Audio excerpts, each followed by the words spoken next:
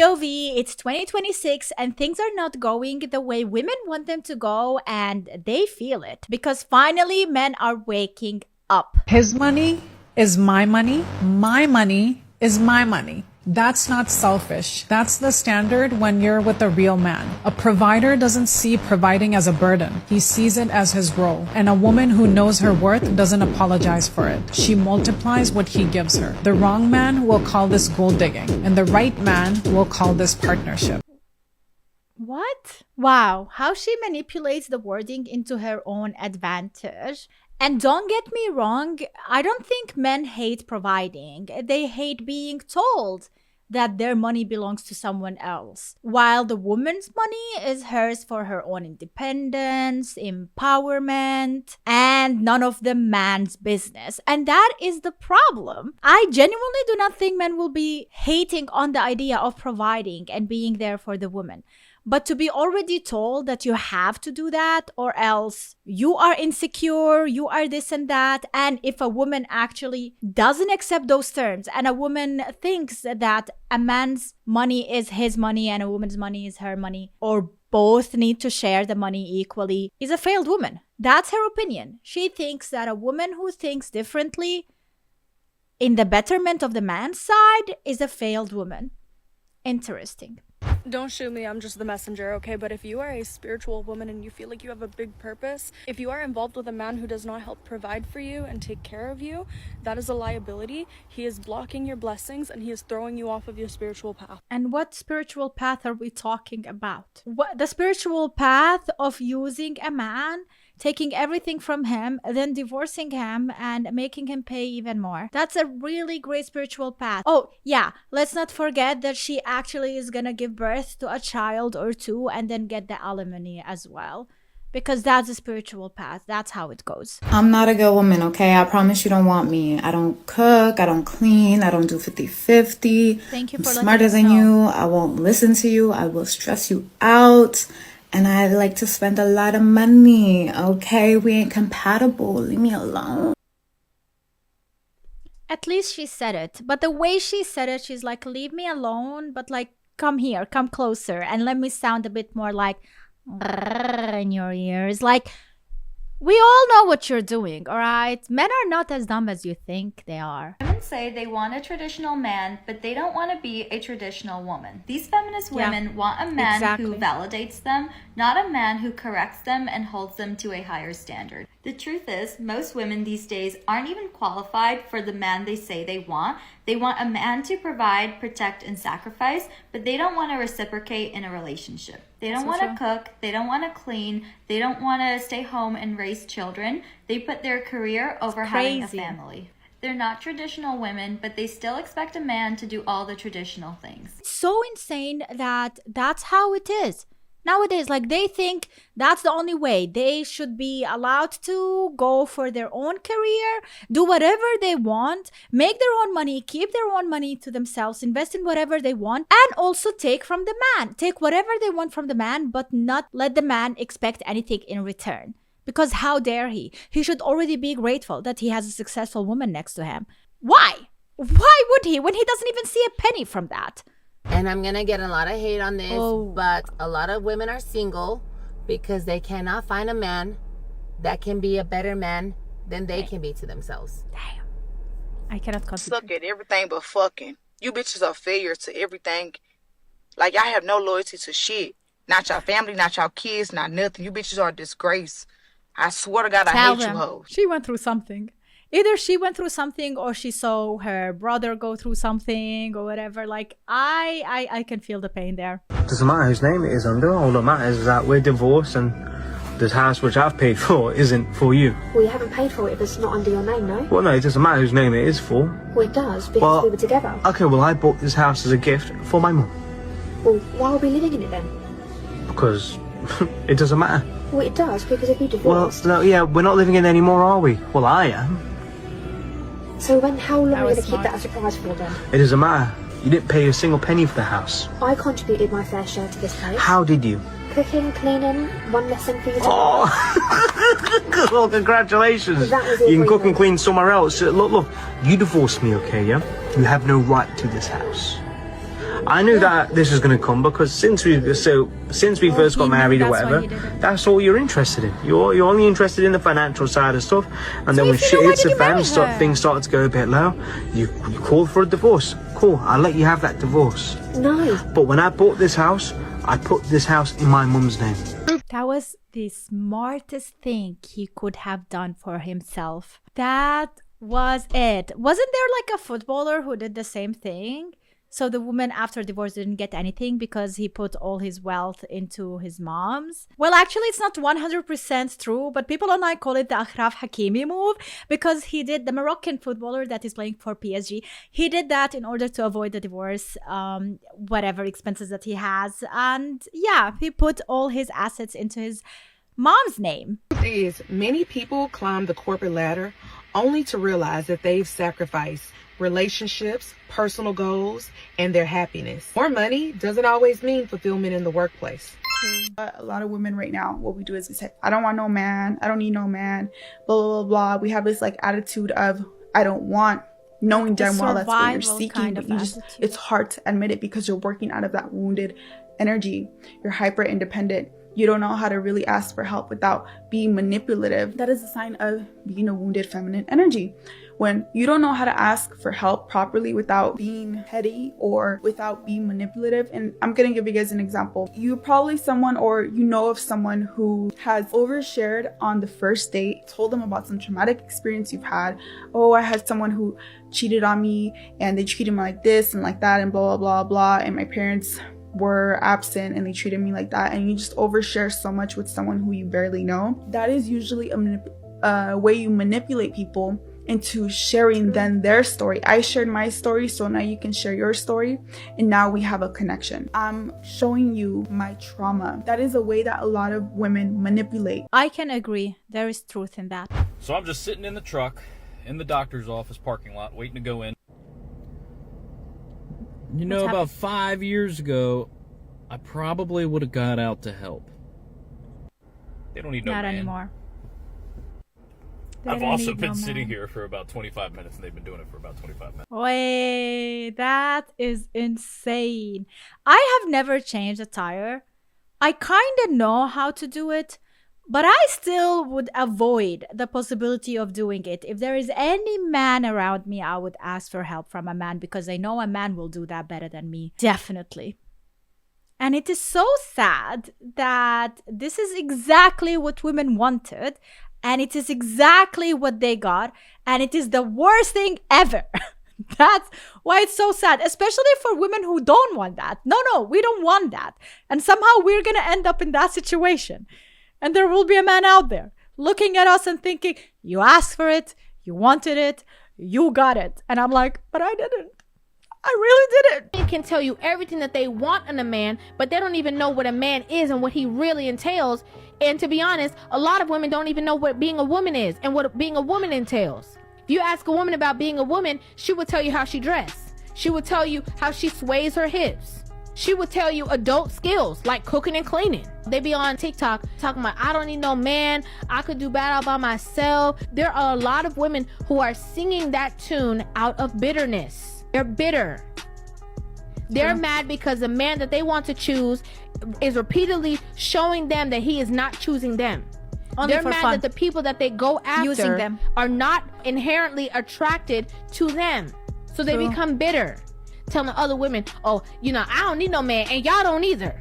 Because what they're low-key saying is, you don't need the man because you might have the opportunity to get with the man who didn't want me, and I don't want you to be happy because I'm miserable and I need company. I am miserable and I need company. That's why like they make their own group pics and they support each other on TikTok. And you see in the comments, you go girl, yes, damn right, you don't need a man. Slay. You have seen that. And that's why they keep making those TikToks. They keep getting the views, but from who? That's the question. And why the majority of these women didn't find a happy ending? It's because they are stuck in a loop. They're feeding each other this negativity, this reality that should not even exist because it doesn't lead to eternal happiness. It's crazy when a man gains responsibility in his life, and I'm talking about a wife, kids, and family, something strange happens. Literally, They will stop asking how he feels, and everything is about what he does. He becomes the provider, the protector, the solution, the fixer, the one that everybody leans on. And slowly, without anybody realizing it, he becomes invisible. Nobody checks on him. They don't ask if he's tired, if he's struggling, if he's overwhelmed. Everybody just assumes that he has it all handled. His value is tied to what he provides. It's not about who he is, how he feels, and what he needs. The sad part is the moment he slows down, says that he is tired, cannot do what he used to do, all of a sudden everybody is noticing him. But not to support him, but literally to ask questions, to judge him, and to criticize, and to remind him of what he used to do. Unfortunately, men do not disappear. They literally get buried under responsibility. And a man who is never seen eventually starts to feel alone in a room full of people that he loves. That was so poetic and so sad and so real. And the unfortunate reality is that they are taught not to talk about their emotions or to talk about the struggle. It's like they have to deal with it. And if they bring that struggle into their home, if they talk about it to their wife, if they show it in front of anyone, it literally shows the weakness. And then if a woman is not a good woman, she's going to bounce on that opportunity to make him feel even worse. That's why a lot of time men don't even share, because they know there is nothing good coming out of it. But it's not their fault. It's the fault of these women who don't know how to treat a man right. Okay, this is it. If a man in your life and he does not provide, that man is dysfunctional. What do I mean by that?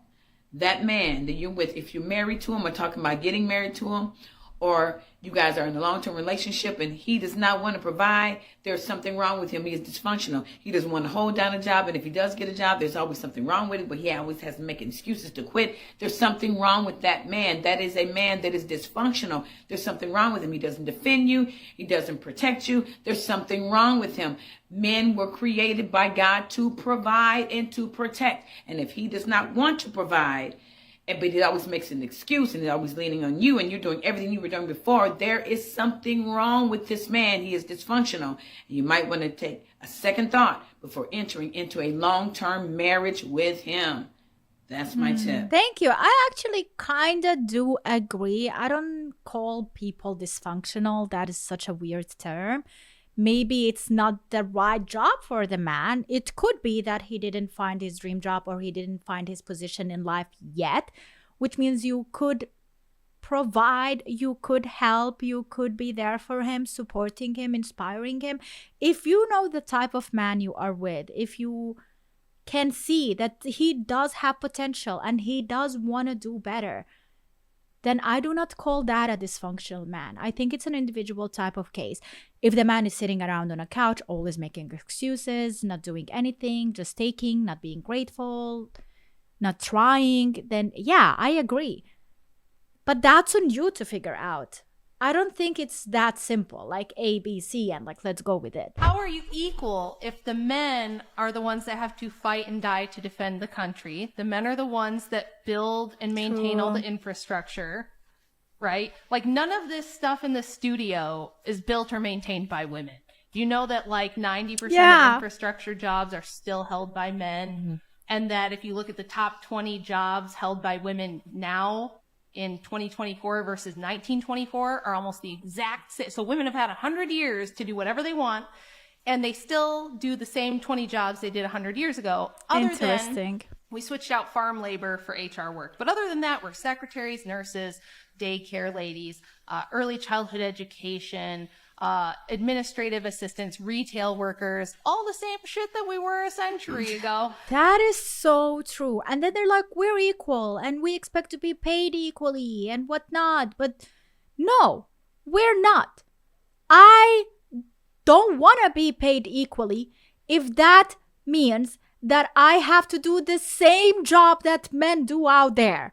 And when I say out there, I'm talking about really hard labor. All right?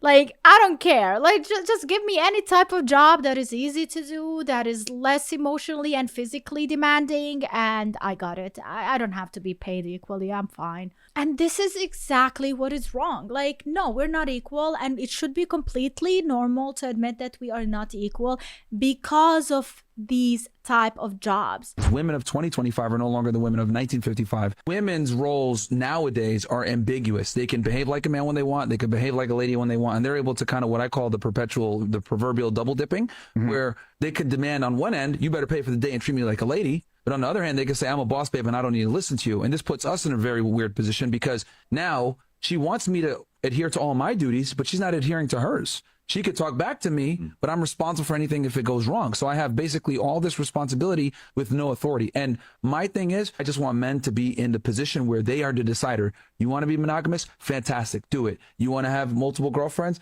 Fantastic. Do it. But you need to be the one dictating how things go, not the women. That's really the only biggest, that's why I do what I do, is so that men understand that they need to be the leaders. And to be the leader, you need to have these things in place and also understand what you're dealing with on the other end. I don't know his name. I always forget his name. And I know that I don't agree like 90% of the time with what he says. But is this guy Arab? And it does matter. I'm half Arab. I was raised for 13 years in an Arab country with Arab culture. And I know what this toxic masculinity, and I do call it toxic masculinity, leads to. He could sound like, yeah, he's for the men out there and he kind of does understand the situation. But no, I am not gonna go there, and I'm not gonna listen to a person saying that the man is the one who is gonna have multiple girlfriends and he needs to make the authority and call it out. And then the woman needs to say yes or not be with that man. You know what that actually creates? You kind of can Google these situations. You kind of can see the women who do not agree with the man with authority to have multiple girlfriends, to have multiple wives. Where does that lead them? Where do they end? In specific cultures, that is. And yeah, I'm not going there either. This is gonna make me really mad. So I'm not gonna go there either. There is truth in the situation of having the authority to make the calls because there's so much put on a man, and a man needs to deal with all of these life situations. But also I think that a woman needs to help out. I don't think a man should be out there doing everything and all the troubles should be on a man's back just because he's a man. I think a woman could and should help as much as possible. Boy, I swear to God, saying when I hear a woman say it's your job to protect and provide, I look at that whole sideways because, bitch, you are a grown, able-bodied bitch. If you don't get your dumb ass up and go get you some money, like, exactly. It's like they want to move forward with society. They want to be able to be boss babes and level up and all this good shit. Just for them. But then they throw out this weird ass curveball like it is your job to provide and protect. Bitch, what are we in the 60s? Yep. It is your job to shut the fuck up and cook. But obviously you done outgrown that fucking tradition. Yep. So what is we talking about? Like, I don't be understanding the thought process when some women be saying it is your job to provide and protect. Yeah, I completely agree.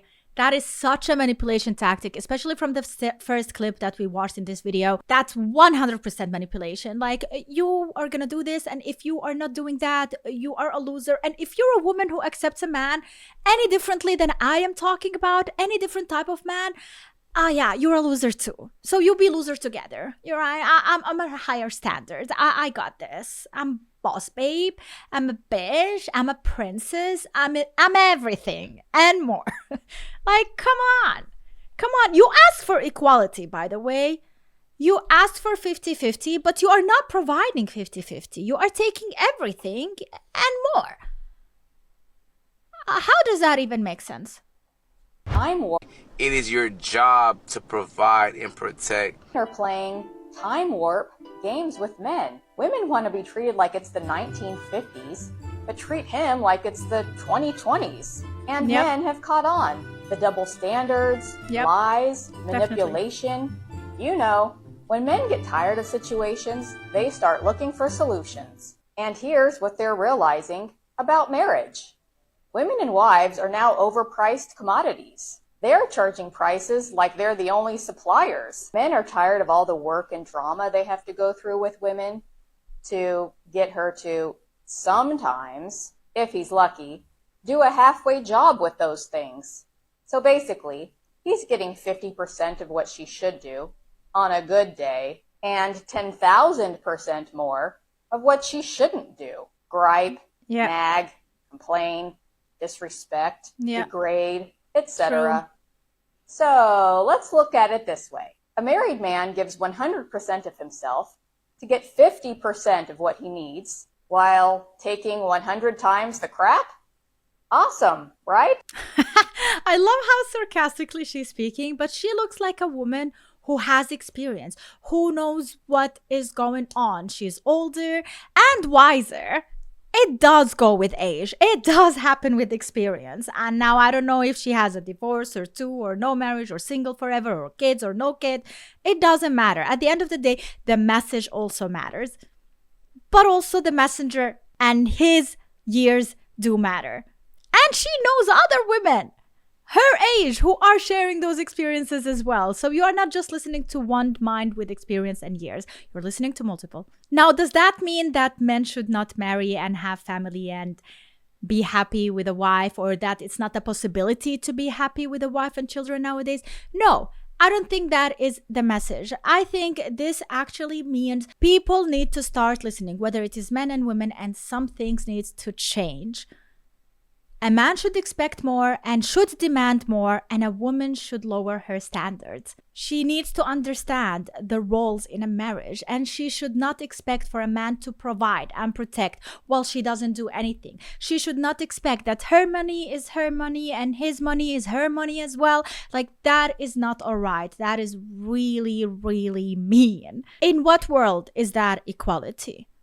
Please, let me know. That is it, guys. Thanks so much for watching. Let me know in the comments down below if you agree or disagree with me. I would like to continue the conversation. And if you enjoyed this type of video, make sure to subscribe and like the video to support me and my channel, because I'm just sitting here in my own room, doing my own shit, having fun, sharing opinions, experiences, and learning more about life and living on this earth that we all share.